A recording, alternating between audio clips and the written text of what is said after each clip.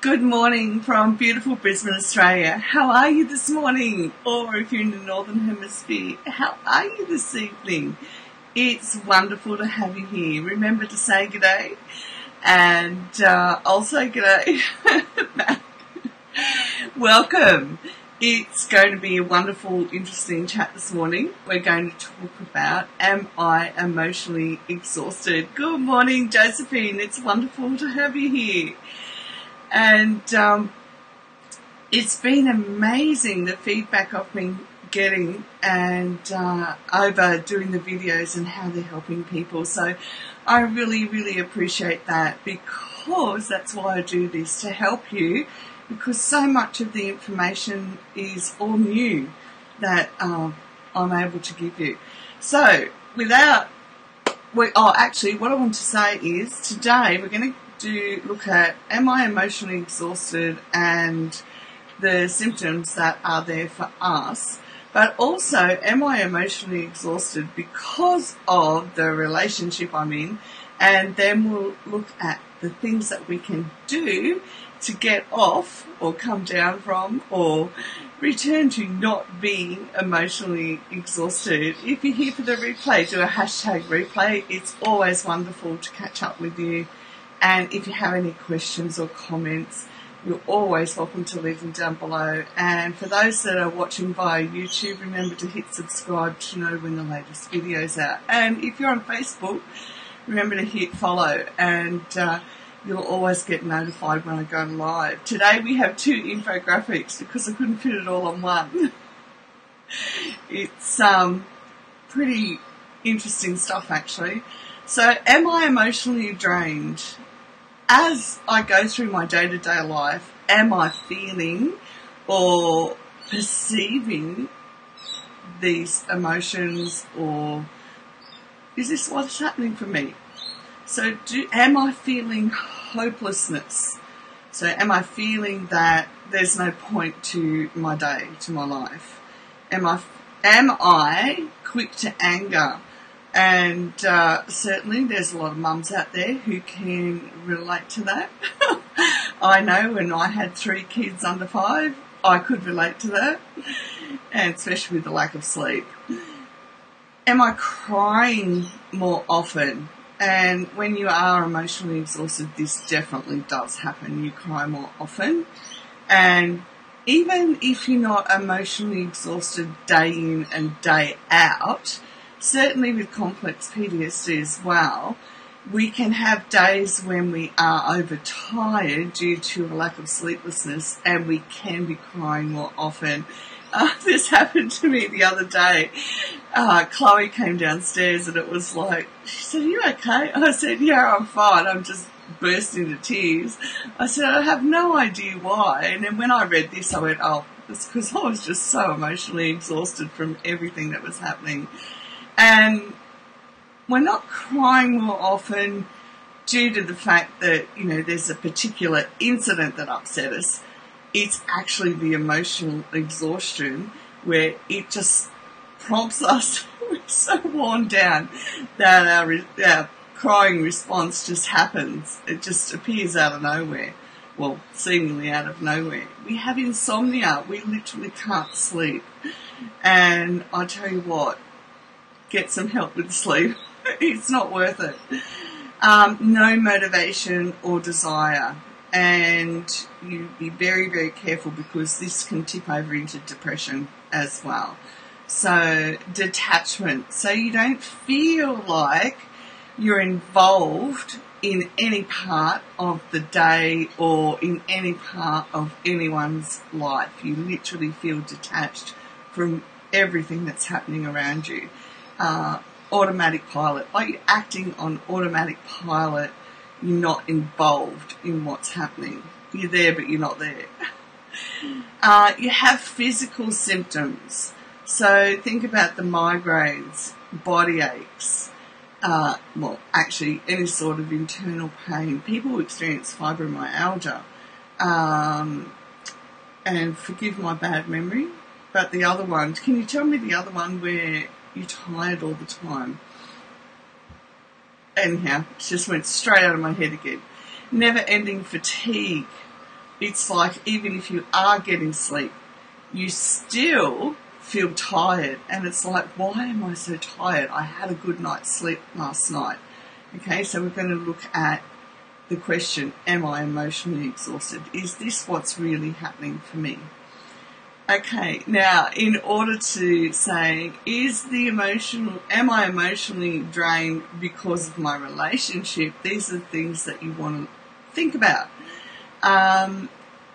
If it's the person that's draining you or the relationship that's draining you, you think about them all the time. And we're not talking about, in those first 3 months where it's all, hearts and, heart beating, life's good.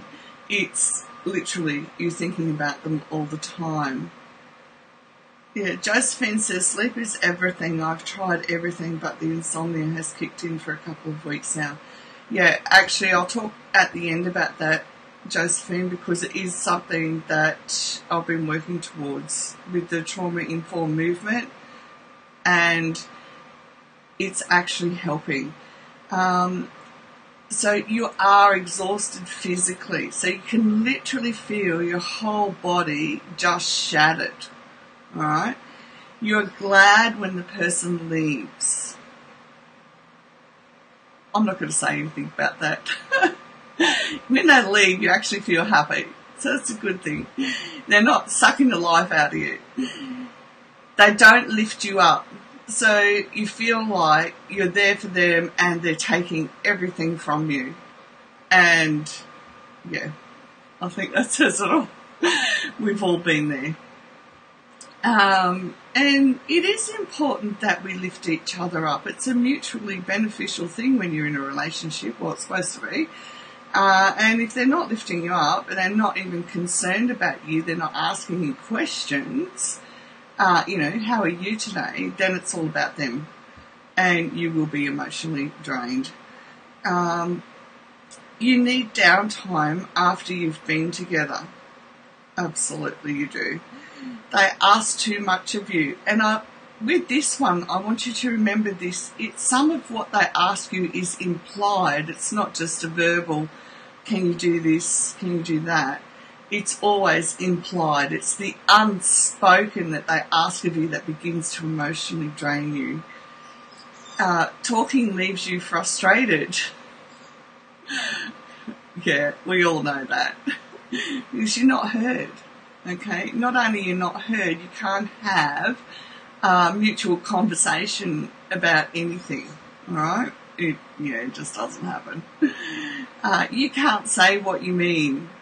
I wish I'd understood this a very long time ago, because it doesn't matter what you say, and it doesn't matter if you're saying what you mean. You feel that you can't say it because of the response that you get from the other person. Okay, so they're the two things. Now, so what are we going to do about it? How are we going to get back on board with feeling really good with our, with our internal system? Okay, what can I do? Okay, one of the things that you can do definitely, especially with complex PTSD, is do some trauma-informed movement, because it helps you, your brain and your body, learn to work together.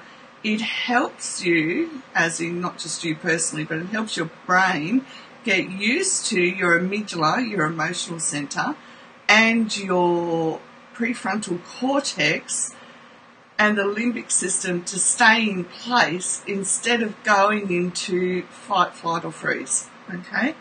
And because when we're in fight, flight or freeze, we're going to be like this. Our muscles are like this all through our entire body. When we're doing trauma-informed movement, we are breathing and we're intentionally moving our body, and our brain is getting used to using our prefrontal cortex. This is so, so important. I've been practicing it, and with it, in the space of 2 weeks, I'm noticing already that order is returning to my day, and I'm able to stay on track, on task. So I'll have more information for you either later today or tomorrow, but we're ready to go. You want to do a progressive muscle relaxation. So what you do is you lie down, and as you're breathing in and out, you start with your head and you begin to feel how tight the muscles are, and you relax. And you work your way through your entire body, relaxing each set of your muscles, all right? Tightening them up and then letting them go. Tightening them up and letting them go. And as you do this, you're able to let more oxygen into your body, and in doing so, you're going to feel far more relaxed and not energized to the point of, oh, let's go, but it's a good way to actually go to sleep as well. It will help you be able to get to sleep. Do breathing exercises. You can look up now, you can Google breathing exercises and come and see any number of different types of breathing exercises.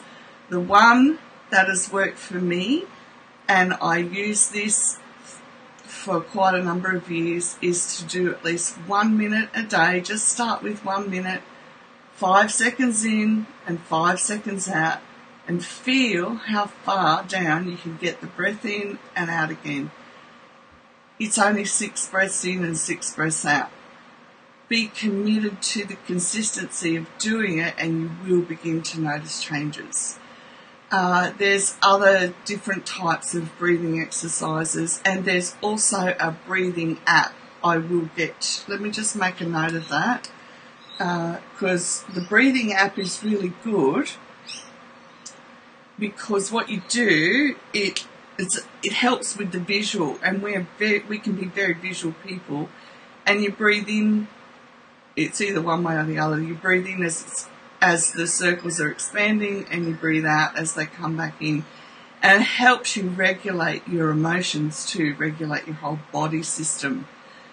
Meditation is really helpful.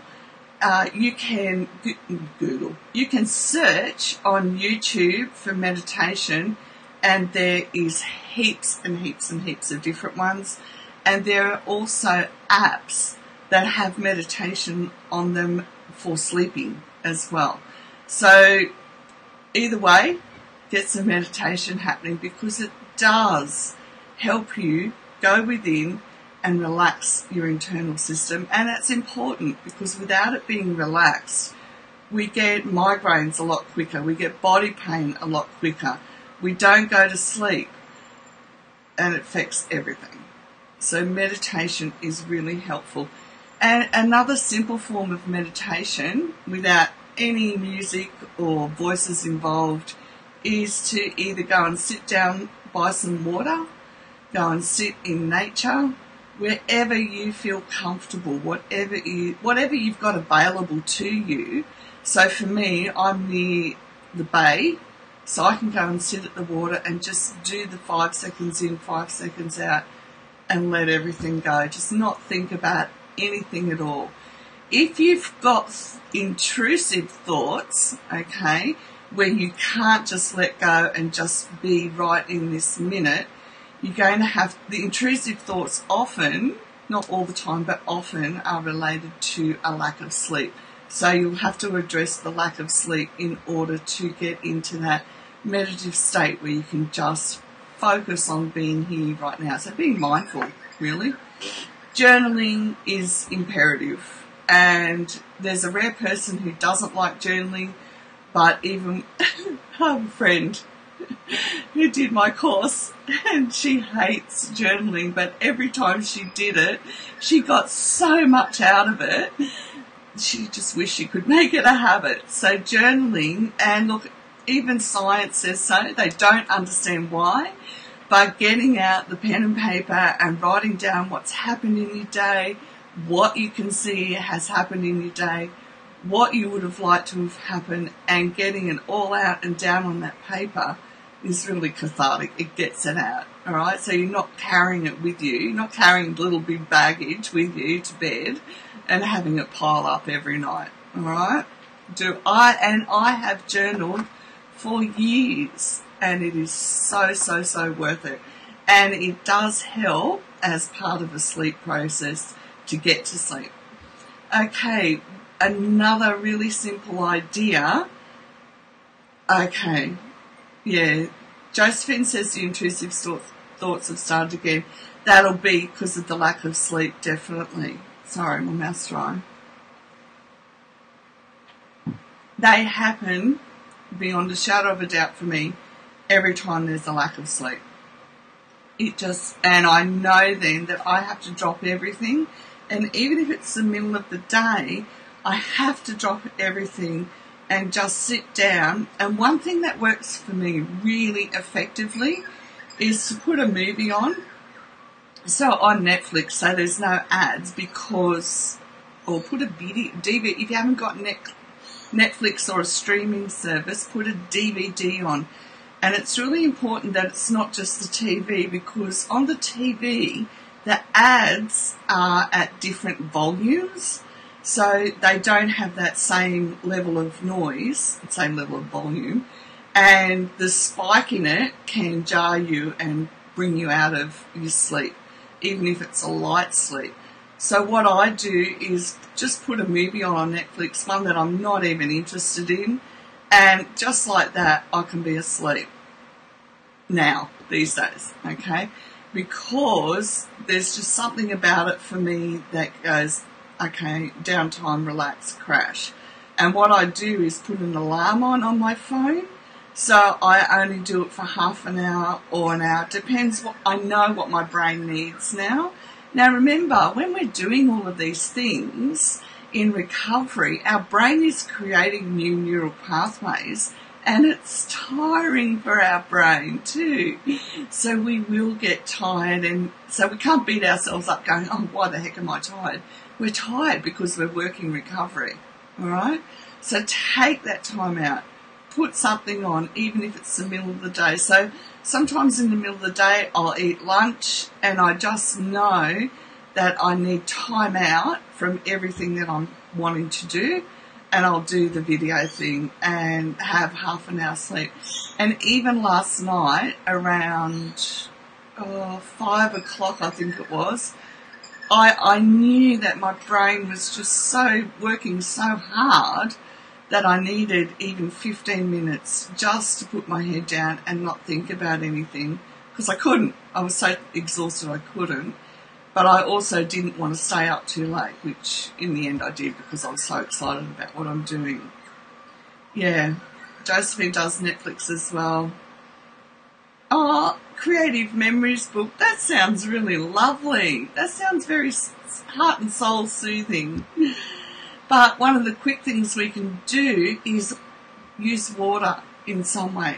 So either have obviously, if you're in the northern hemisphere and it's freezing cold, you want to have a nice warm shower.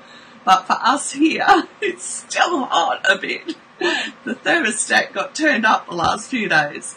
So have a really cool shower. And for me, one of the sensory things that I love is sitting in front of fans, because that it's just the sense of touch, so to speak, of the breeze blowing on me, I actually find really calming.